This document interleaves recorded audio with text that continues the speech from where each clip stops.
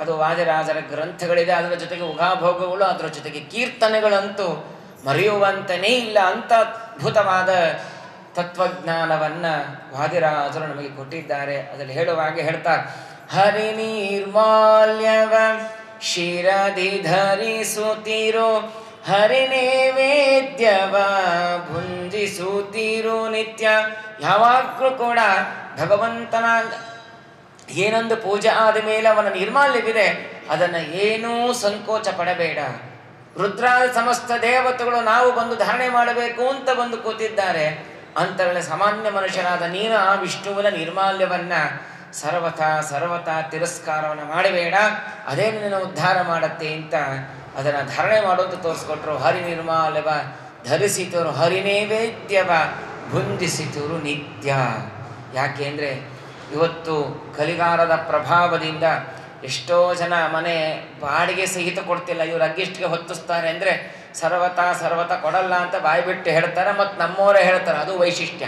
ಬೇರೆ ಯಾರೋ ಹೇಳ್ತಾರೆ ಅಂತಂದರೆ ಹೋಗಲಿ ಬಿಡಪ್ಪ, ಇವರು ಗೊತ್ತಿಲ್ಲ ಅಂತ ನಾವು ಸಮಾಧಾನ ಮಾಡ್ಕೋಬೋದು. ಸ್ವಯಂ ನಮ್ಮವರೇ ಹೇಳ್ತಾರೆ, ಅಗ್ಗಿಷ್ಟಿಗೆ ಹೊತ್ತೋರು ನಾವು ಬಾಡಿಗೆ ಕೊಡೋದಿಲ್ಲ ಅಂತ ಅಂದರೆ ಮಡಿ ಮಾಡಬೇಡಿ ಅಂತ ಅರ್ಥ. ಇನ್ನೊಂದು ವಿಚಿತ್ರವಾಗಿರ್ತಕ್ಕಂಥದ್ದು, ಎತ್ತ ಕಣ್ಣು ಹಾಯಿಸಿದರೂ ಕೂಡ ಇವತ್ತು ಪ್ಲಾಸ್ಟಿಕ್ ಪ್ರಪಂಚ.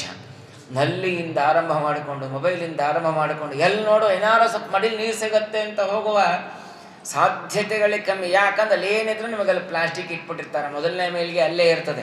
ಹಾಗಾಗಿ ಅಂತಹ ದೊಡ್ಡದಾಗಿರ್ತಕ್ಕಂತಹ ಆಚಾರ ವಿಚಾರಗಳಿಗೆ ಪ್ರಾಶಸ್ತ್ಯವನ್ನು ಕೊಟ್ಟು ಭಗವಂತನ ಕೃಪೆಗೆ ಪಾತ್ರರಾಗಿರ್ತಕ್ಕಂಥವರು ವಾದಿರಾಜರು. ಅಷ್ಟೆಲ್ಲ ಆಗಬೇಕಾದ್ರೆ ಅವರಲ್ಲಿರ್ತಕ್ಕಂಥ ಉತ್ತಮವಾದ ತಪಸ್ಸಂದ್ರೇನು? ಋತಂ ತಪಸ್, ಸತ್ಯಂ ತಪಸ್, ಶ್ರುತಂ ತಪಸ್, ಶಮಸ್ತಪಃ, ಅಷ್ಟೆಲ್ಲವನ್ನೂ ಕೂಡ ನಾವಿಲ್ಲಿ ತಂದುಕೊಂಡು ನೋಡಿದಾಗ ಮಾತ್ರ ವಾದಿರಾಜರ ತಪಸ್ಸು ಸಿದ್ಧವಾಗ್ತದೆ. ಅದಾದಮೇಲೆ ಇನ್ನೊಂದು ತಪಸ್ಸು ಹೇಳಬೇಕಾಗಿಲ್ಲ. ಪ್ರಹ್ಲಾದರಾಜರಾದಾಗ ಅದ್ಭುತವಾದ ತಪಸ್ಸು, ಸರ್ವತ್ರ ಭಗವಂತನನ್ನು ಕಂಡ ದೊಡ್ಡದಾದ ತಪಸ್ಸು ಪ್ರಹ್ಲಾದರಾಜರು. ನಾವು ಒಂದು ಕಡೆಯಲ್ಲಿ ನೋಡ್ತಾ ಇರಬೇಕಾದ್ರೆ ನಮ್ಮದು ಚಂಚಲಮ್ಮೆ ಮನಕೃಷ್ಣ ಎಲ್ಲೆಲ್ಲೋ ನಮ್ಮ ಮನಸ್ಸು ಹೋಗಿ ಬಂದಿರ್ತದೆ. ಅಂಥದ್ರಲ್ಲಿ ಅಷ್ಟು ತನ್ನ ತಂದೆ ಕಿರುಕುಳವನ್ನು ಕೊಡ್ತಾ ಇದ್ರೂ ಕೂಡ ಸರ್ವತ್ರ ಭಗವಂತನನ್ನು ಕಂಡು ಹರಿನಾಮದಿಂದ ಎಲ್ಲ ಅಪಮೃತ್ಯುಗಳನ್ನು ಕೂಡ ಗೆದ್ದು ಬಂದಿರತಕ್ಕಂಥವರು ಪ್ರಹ್ಲಾದರಾಜರು. ಅವರೇ ವ್ಯಾಸರಾಜರು, ಅವರೇ ರಾಘವೇಂದ್ರ ಸ್ವಾಮಿಗಳವರು. ಆ ರಾಘವೇಂದ್ರ ಸ್ವಾಮಿಗಳು ಅವರೇ ಅಂತ ಅನ್ನೋದಕ್ಕೆ ಶಬ್ದಗಳೇ ಸಾಕ್ಷಿ. ಸರ್ವತ್ರ ಸರ್ವದಾ ಸರ್ವಾಕಾರ ಸರ್ವಾಧಾರ ಸರ್ವಾಶ್ರಯ ಸರ್ವೋತ್ಪಾದಕ ಸರ್ವಪಾಲಕ ಸರ್ವಸಂಹಾರಕ ಸರ್ವಪ್ರೇರಕ ಸರ್ವಪ್ರವರ್ತಕ ಸರ್ವನಿವರ್ತಕ ಸರ್ವಜ್ಞಾನಾಜ್ಞಾನ ಬಂಧ ಮೋಕ್ಷಪ್ರದ ಸರ್ವಸತ್ತಾಪ್ರದ ಸರ್ವಶಬ್ದ ವಾಚ್ಯ ಅಂತ ಏನು ಪ್ರಹ್ಲಾದರಾಜರಾದಾಗ ಕಂಡಿದ್ದಾರೆ ಅದೆಲ್ಲವನ್ನೂ ಕೂಡ ತಮ್ಮ ಶಬ್ದಗಳಲ್ಲಿ ತುಂಬಿಟ್ಟಿದ್ದಾರೆ. ಅಂಥ ಅದ್ಭುತವಾಗಿರ್ತಕ್ಕಂಥವರು ರಾಯರು, ವ್ಯಾಸರಾಜರು. ಅದ್ಭುತವಾದ ಗ್ರಂಥಗಳ ರಚನೆ, ಅದೇ ದೊಡ್ಡದಾದ ತಪಸ್ಸು, ಅದೇ ನಿಜವಾಗಿರ್ತಕ್ಕಂತಹ ವಿದ್ಯಾ. ವ್ಯಾಸತ್ರಯಗಳನ್ನು ನೋಡಬೇಕಾದ್ರೆ ಪುಣ್ಯ ಬೇಕಾಗಿದೆ.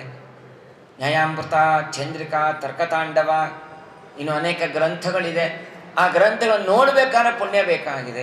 ಕೈಯಲ್ಲಿ ಹಿಡಿದಕ್ಕೆ ಪುಣ್ಯ ಬೇಕಾಗಿದೆ. ಅದನ್ನು ತೆಗಿಬೇಕಾದ್ರೆ ಪುಣ್ಯ ಬೇಕು.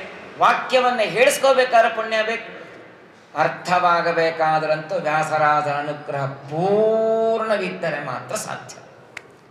ಎಂದು ನಾವು ಒಂದೇ ಮುಕುಂದ ಮರವಿಂದ ಭವಾದಿ ವಂದ್ಯಂ ಅಂತ ಸ್ತೋತ್ರ ಮಾಡ್ತೀವಿ, ಅವತ್ತೊಂದೆರಡು ವಾಕ್ಯ ಅರ್ಥವಾಗುತ್ತೆ. ಇದು ಅನುಭವದ ಮಾತು.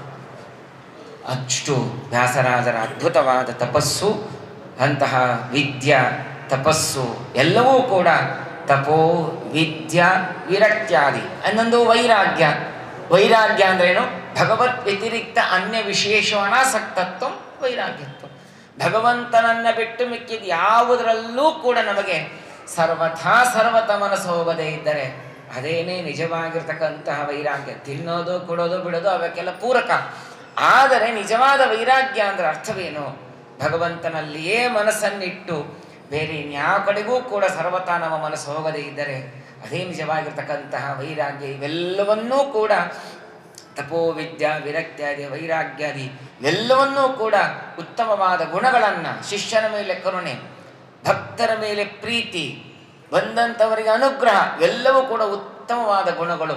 ಇವೆಲ್ಲವನ್ನೂ ಕೂಡ ಚೆನ್ನಾಗಿ ಸಂಪಾದನೆ ಮಾಡಿರ್ತಕ್ಕಂಥವರು ಅಂತಂದರೆ ಭಗವಂತನ ಕೃಪೆಯಿಂದ ಧೀರೇಂದ್ರ ತೀರ್ಥರಿಂದ ಆರಂಭ ಮಾಡಿಕೊಂಡು ಉತ್ತಮವಾಗಿರತಕ್ಕಂತಹ ವ್ಯಾಸರಾಜರವರೆಗೂ ಕೂಡ ಪ್ರತಿಯೊಬ್ಬರಲ್ಲೂ ಕೂಡ ಆಚಾರ್ಯರ ಶಿಷ್ಯರಾಗಿದ್ದಾರೆ, ತತ್ವಜ್ಞಾನವನ್ನು ಪ್ರಸರಣವನ್ನು ಮಾಡ್ತಾ ಇದ್ದಾರೆ ಅಂತಂದರೆ ಅವರು ಎಲ್ಲಿ ಎಲ್ಲ ಸ್ವಭಾವ ಎಲ್ಲ ಗುಣಗಳು ಕೂಡ ಇದ್ದೇ ಇರ್ತದೆ.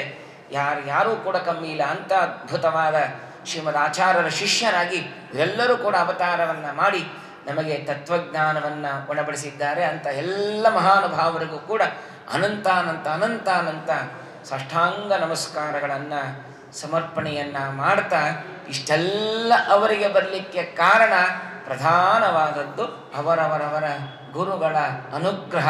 ಆ ಗುರುಗಳ ಅನುಗ್ರಹ ಇಲ್ಲದೆ ಇದ್ದಿದ್ದರೆ ಯಾರು ತಪಸ್ ಮಾಡಲಿಕ್ಕೂ ಸಾಧ್ಯವಿಲ್ಲ, ವೈರಾಗ್ಯವು ಹುಟ್ಟೋದೇ ಇಲ್ಲ, ವಿದ್ಯಾ ಅಂತೂ ನೈವೇದ್ಯವಾಗಿ ಹೋಗಿರ್ತದೆ.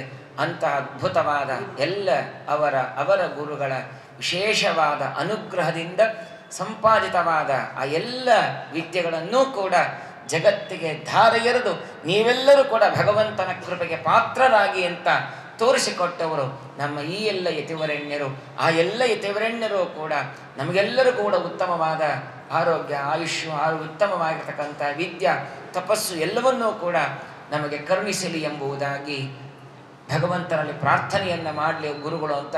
ಆ ಗುರುಗಳಲ್ಲಿ ನಾವು ಪ್ರಾರ್ಥನೆಯನ್ನು ಮಾಡ್ತಾ ಈ ಒಂದು ಆರಾಧನೆಯ ಸಂದರ್ಭದಲ್ಲಿ ಆರಾಧನೆಯನ್ನು ಪ್ರತಿ ವರ್ಷದಂತೆ ಈ ವರ್ಷವೂ ಕೂಡ ಮಾಡಿ ಉತ್ತಮವಾದ ದಾನ ಕಾರ್ಯ ಮತ್ತೊಂದು ಎಲ್ಲವನ್ನು ಕೂಡ ಮಾಡಿ ವ್ಯವಸ್ಥೆ ಮಾಡತಕ್ಕಂಥ ಈ ಸಂಸ್ಥೆಯ ವ್ಯವಸ್ಥಾಪಕರಿಗೆ ಹೃತ್ಪೂರ್ವಕವಾದ ಅಭಿನಂದನೆಗಳನ್ನು ತಿಳಿಸ್ತಾ, ಹಾಗೂ ಬಂದಿರತಕ್ಕಂಥ ಭಕ್ತರು ತಮಗೆಲ್ಲರಿಗೂ ಕೂಡ, ಯಾಕೆಂದರೆ ಸಾಮಾನ್ಯ ಆರಾಧನೆ ಅಂದರೆ ಮಾರ್ಚ್ ತಿಂಗಳಲ್ಲಿ ಸರಿಯಾಗಿ ಪರೀಕ್ಷಾ ಸಮಯ, ಹೀಗಾಗಿ ಜನಸಂಖ್ಯೆ ಸ್ವಲ್ಪ ಕಮ್ಮಿ. ಆದರೆ ಭಕ್ತರು ಮಾತ್ರ ಸಾಕಷ್ಟು ಜನ ಇದ್ದರೆ ಎಲ್ಲೇ ಕೂತಿದ್ರೂ ಕೂಡ ರಾಜರು, ವ್ಯಾಸರಾಜರು ಅಂತ ಸ್ಮರಣೆಯನ್ನು ಮಾಡ್ತಾನೆ ಇರ್ತಾರೆ. ಆ ಎಲ್ಲರಿಗೂ ಕೂಡ ಭಗವಂತ ಪರಮಾನುಗ್ರಹವನ್ನು ಮಾಡಿ ವಿಶೇಷವಾಗಿ ಆಯುರಾರೋಗ್ಯಾದಿಗಳನ್ನು ಕೊಟ್ಟು ಇತೋಪ್ಯತಿಶಯವಾಗಿ ಆಚಾರ್ಯರ ಸಿದ್ಧಾಂತವನ್ನು ಅಧ್ಯಯನ ಮಾಡುವ ಹಾಗೂ ಆಚಾರ್ಯರ ಸಿದ್ಧಾಂತದ ವಿಷಯದಲ್ಲಿ ನಮಗೆ ಜನ್ಮವನ್ನು ಕೊಟ್ಟು ಉದ್ಧಾರ ಮಾಡಲಿ ಅಂತ ಪ್ರಾರ್ಥನೆಯನ್ನು ಮಾಡ್ತಾ ಈ ಎರಡು ವಾಕ್ಕುಸುಮಗಳನ್ನು ಅಸ್ಮದ್ಗುರುವಂತರದ ಭಾರತೀಯ ಕೆಪ್ಪಣಾಂತರದ ಸರ್ವೋತ್ತಮನಾದ ಭಗವಂತನಿಗೆ ಸಮರ್ಪಣೆಯನ್ನು ಮಾಡ್ತಾ ಇದ್ದೇನೆ. ಶ್ರೀಕೃಷ್ಣ ನಮಸ್ಕಾರ.